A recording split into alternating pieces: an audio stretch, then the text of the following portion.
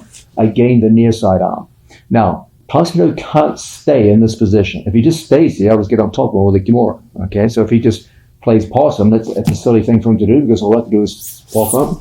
Now we end up on top of our opponent with a Kimura. So that's not really a realistic option. If he goes to turn away from me, well, that's silly because he just walks right into the Kimura and he can't move in that direction. So realistically, he can't stay stationary and he can't turn to the left. His only real thing is turning to the right. But when he does so, everything he does is predicated on his ability to slip his elbow inside my elbow. If he can do that, he can escape. So what I want to do is take my hands from the Kimura position and open the frame arm and straighten it. So when he tries to bring his body around the corner, he gets stuck at about 45 degrees. As he continues to fight his way up, I take my knee and I wedge it underneath my opponent like so. As he fights his way up, I put my foot here as a hook. If his knee is very tight to his stomach and this feels difficult, then throw your foot over his shoulder as an alternative. When he tries to get up on top of us now, it's very, very difficult. And then from here, as he fights, we keep that elbow nice and strong. We sit him straight down to the floor. We bring our legs up nice and short. And from here, we lock the figure of four. We've got a good tight Ushiro Senkaku, the rear triangle. And as a result, we get a very strong finishing position. So, once again, we start off with a back crucifix. Everything's looking pretty good, but then our opponent is smart. He slides all the way down. So we immediately switch off into the Kimura. As I lose the far arm, he has to spin up into me. But when he does so, we get that opportunity to throw that wedge underneath his ribs and put that foot over the top. So as Placido tries to come up on top, it's really easy to tilt him right back where he came from. Then we lock up the figure of four, place that foot in a good safe position, and from here, the strangle is set. So this is a great way for us to utilize Chi Kimura as a great way to stop that slide down, which leads into some of the best escapes from a back crucifix. Now, we're looking at this idea of controlling the back crucifix against resistance from an initial start all the way through a period of control, going through different positions, all the way through to what we'll be looking at next, which is finishing people. One of the trickier things to have to navigate is when your opponent rises so that his hands come up off the mat, and in some cases even stands up all the way to his feet. Okay, so typically when we go to attack a crucifix position, Placido's elbows or his hands will be on the ground. If we're over our opponent in a prone type position and we've hooked our training partner's leg, a common problem here is that opponents will put their hands on the floor and then they will rise up so that their hands leave the mat, and you end up leaving the mat completely in positions like this. Now, you don't want to just let go. You're in a good position here. You're still in a back crucifix, but things are a little bit tenuous. Let's go back down, Pascal. So the question becomes, what should I do? I don't want to let go. I worked hard to get to a back crucifix. How do I get things back down to the mat? The first method is to tuck and roll, where we bring our head and our center of gravity so far over the other side that your opponent simply falls over. This is the easiest one. So when our opponent comes up, I just commit my body across his body, and we end up right here in the back crucifix down on the floor. And once his chest faces the ceiling, standing up is no longer an option, okay?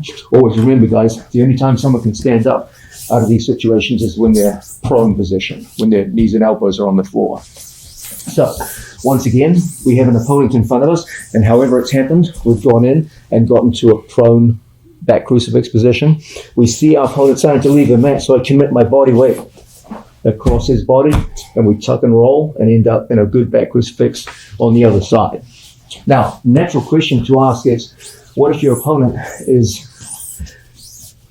a hulking specimen of manhood like Placido over here, and when you go up into the sky, he just holds you there, and you try to tuck and roll and he's just not budging? What do you do now? In these situations, what we have to do is we have to take our training partner's shoulders and we have to make one shoulder go up and turn his shoulders.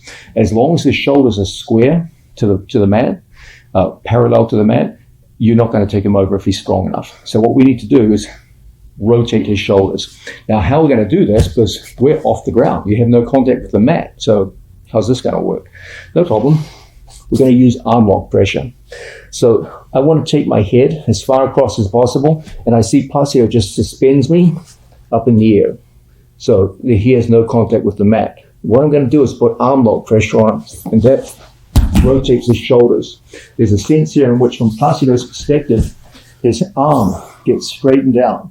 And then I continue taking it back, and he has to relieve the pain by raising his shoulder. And that takes his shoulders from square with the mat into a rolling position. And that's how you take him over. So once again, training partners in front of us, we do a good job of controlling the initial crucifix position. We lock in a good tight seat belt. And then from here, we're suspended in the air. Look how I take my foot and I lever straight backwards. And tilt them straight over. And now we're in a back crucifix with our chest facing up to the ceiling, so that there's no option for Placido to stand up or rise up a second time. Now, the next question to ask is, well, what if my opponent's really strong and he doesn't just rise up, he stands up. He gets up off his knees and stands up with me. This usually happens when you come with someone bigger and stronger than yourself. What do we do now? In my opinion, the safest way to operate is to switch to the rear mount position. The more they straighten up, the easier it becomes for us to convert from a back crucifix to the rear mount. If you feel this is difficult, there is a second option where you can grapevine the near leg. A little more tenuous, but not a bad option. So we're going to start off here like so, and Placido takes his hands up off the floor and he stands up. It's a pretty impressive strength there, Mr. Placido. Placido back in the days of Enter the System never could have done this. But now, different Placido. Now, what I want to do is take my knee around behind his knee and hook in just here. And now we've converted to the rear mount position. Not only the rear mount, but the rear mount with his arm trapped. So it's very hard for him to defend an incoming stranglehold. And we finish with a strangle in the usual fashion on a standing opponent. So once again, Placido's getting the work out of his life on this one. My God, this poor guy, he truly suffers to transmit this knowledge to you. So we lock up on our training partner and he stands. Comes up off the floor. From here, we just stay where we are for a period of time. When we feel there's sufficient control, we're going to unlock our legs and pass our knee to the far side of the body.